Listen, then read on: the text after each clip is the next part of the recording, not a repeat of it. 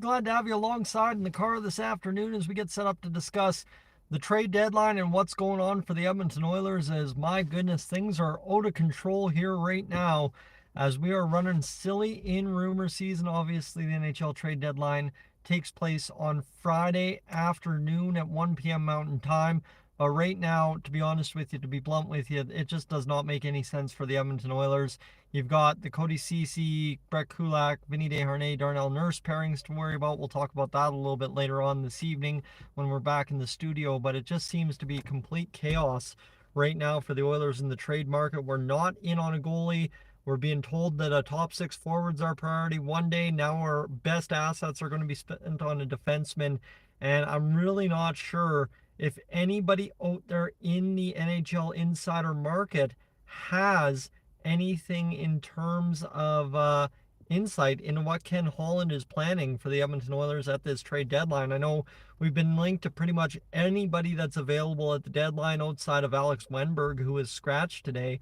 So it's just chaos season for the Oilers. And I mean, I compared a lot about what we've gone on through this early part of the trade deadline through January and most of February to kind of what happened with Matthias Ekholm last year in terms of we didn't know Matthias Ekholm was going to be an Oiler until about a week out, but now we're less than a week out. We have no idea exactly who's coming, who's going, right? And we've got a whole fan base pretty much screaming to keep Fogle. We've got a whole fan base screaming to keep Brett Kulak. Everybody, I think, would love to turn Cody Ceci for an upgrade for some reason because, right, you can't pay him that much to be on the third pairing, even if he does score a +3 every night for you. So there's a lot going on with this Edmonton Oilers squad, and we don't know any of it. Realistically speaking, we have no clue what's going on with this Oilers squad, although we do know there's a lot. So that's the tough part right now is it's just chaos season. And I mean, for the rest of this week, yeah, I should be doing trade rumors. I should be talking about the trade targets, everything. But at this point of the year, unless somebody gets traded for, nothing new is going to pop up. Nothing new is going to change. It's just going to be a rehashing of everything that's been said. Oh, Buchnevich isn't going for this, or he's getting retained, or this is happening, or that's not happening. This might happen. This guy could go here. And at this point, there's really no point in even reporting anything because nothing is a report anymore. That's the problem. Everything is just kind of chatter as things develop towards Friday afternoon. And that's where I say none of this makes sense anymore for the Edmonton Oilers because normally we kind of have a narrative going into the trade deadline, right? Last year it was yes, Puljujarvi will be traded no matter what.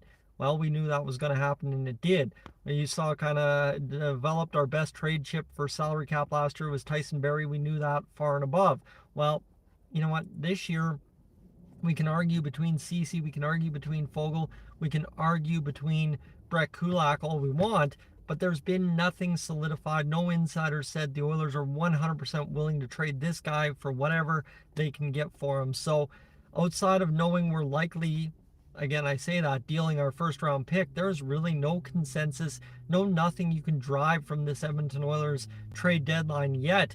And by the time you do find something to drive, the trade will already have happened. So to sit here and continue to try and talk about the trade deadline stuff, all the rumors, this guy, that guy, everybody, it no longer makes any sense because what is true today at 3:30 is no longer true at 5:30 p.m. And we keep seeing everything bounce around here minute by minute, hour by hour. And friends, I guess I'm telling you straight up, I'm not going to bother wasting my time trying to report any of it for you. We'll just kind of see what happens here as we go along. We also do have 2 games this week, right? You see, I'm out and about on a Monday night trying to relax a little bit here before the week really kick starts with a Sunday game, Tuesday game, Thursday game, trade deadline Friday, and then we get to a double header on a weekend again out east. So there's a lot going on, and to make sense of it at this point, my head just hurts, and I had to tell you that because wow, we normally have some kind of idea what's going on this year, not so much. It's kind of a big situation. So that's kind of, Peter, exactly how I'd sum it up. Whatever happens, we'll react to it at that point, and that's kind of what we did last trade deadline week as well. You remember the car videos with the Yes Puljujarvi trade, the Matthias Ekholm trade, all told. So friends, stay tuned. It's going to get wacky here since we don't know anything. We'll see what happens. I'm Tyson, this is Stallini TV. Thank you so much for being aboard this afternoon. We'll talk to you in a little bit once we get back home. I am up on out of here.